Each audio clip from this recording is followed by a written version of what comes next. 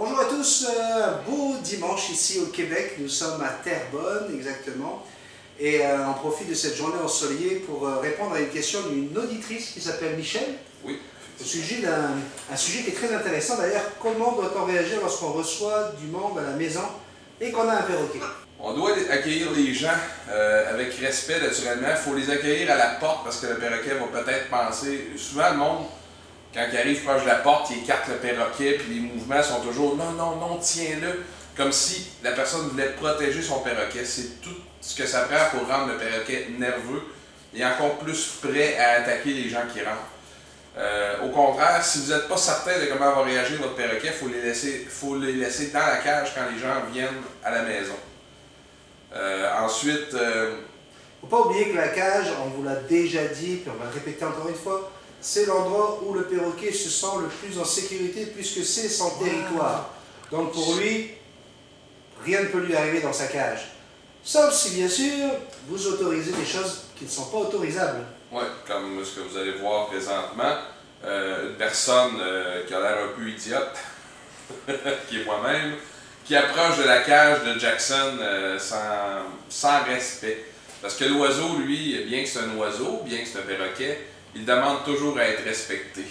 Il faut se mettre à sa place, puis se dire, moi, quand je suis comme je suis présentement, est-ce que j'accepterais qu'une personne arrive devant moi et fasse des singeries pour essayer de me plaire? Les perroquets sont plus intelligents que ça. Donc, il faut tout le temps y aller avec respect. Fait que le meilleur conseil que je vais vous donner, quand des étrangers viennent à la maison et que votre perroquet est dans sa cage, il faut que les étrangers ignorent la cage, n'aillent pas voir le perroquet, même si le perroquet parle. Dans le fond, il faut faire pareil comme si c'était un chien un petit peu agressif ou surexcité. Oui, surexcité, c'est bien mieux. Surexcité. Les chiens surexcités, il faut les ignorer les premières minutes, puis il faut faire la même chose avec les perroquets, il faut les ignorer parce que les perroquets, étant des êtres bipolaires, alors là, nous avons un cacatoès mélangé avec un shih tzu qui veut juste descendre du fauteuil. Vas-y, si tu veux y aller. Yes.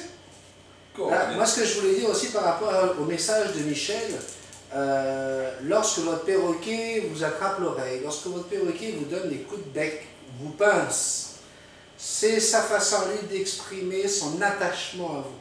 Parce qu'il faut comprendre que les perroquets, il y a morsure et pinçage. Une morsure va vous faire à peu près tout le temps saigner. Un pinçage, des fois, va vous faire mal ou ça ne vous fera rien. Je sais que pour nous autres, ça peut être un gros irritant. C'est d'ailleurs pour ça que la nuit, le soir, quand vous arrivez de travailler, si vous êtes trop fatigué, si vous êtes irrité, si vous êtes susceptible... touchez pas votre perroquet à ce moment-là. Prenez une douche. Allez vous calmer, buvez un bon verre de thé, et puis attendez que le perroquet vous réclame, déjà. Il va vous montrer qu'il est tout à fait ouvert à ce que vous venez chercher, même il a envie d'aller vers vous. Mais c'est certain qu'il va vous faire la fête. Imaginez lorsque vous revenez que vous avez un petit chien comme Suki qui vient et qui vous saute dessus avec ses griffes. Okay? Imaginez la même chose avec un lion. Un lion qui ferait la même chose, il vous coupera en trois. Okay? Donc, dans les deux cas, l'animal ne veut pas vous faire du mal. Ni Suki, ce petit chien, ni ce lion. C'est juste parce qu'ils veulent exprimer leur joie de vous retrouver. Bien pour le perroquet, hein, son bec, c'est vraiment sa façon à lui de partager ses émotions, d'essayer de vous montrer. Il ne peut pas vous serrer dans ses bras, il ne va pas. Lorsque vous serrez quelqu'un que vous aimez très fort, vous le serrez assez fort pour qu'il comprenne à quel point vous l'appréciez et vous l'aimez. Mais votre perroquet, sa façon à lui, c'est de vous pincer, malheureusement. Parce que le bec du perroquet est sa troisième main. Exactement. Et sa langue lui permet de vous goûter jusqu'à un certain point, de vous reconnaître les odeurs, reconnaître le goût de la personne qui l'aime généralement.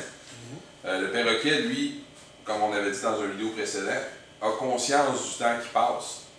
Quand vous arrivez de travailler après 8 heures, puis lui, ça fait 8 heures qu'il vous attend, il sait que ça fait longtemps qu'il vous attend. Au contraire du chien, que vous sortez de la maison 1 minute, que vous sortez 3 heures, quand vous allez revenir, il va avoir la même joie à vous voir revenir.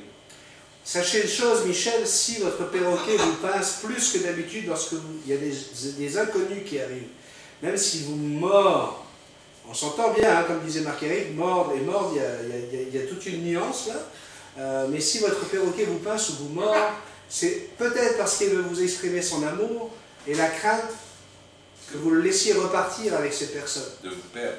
De vous perdre. Donc, surtout ne pensez pas qu'un perroquet qui fait ça, c'est un perroquet qui ne vous aime pas et donc vous pouvez vous séparer. Bien au contraire, il ne faut jamais juger un perroquet par rapport à son pinçage et à ses petites morsures.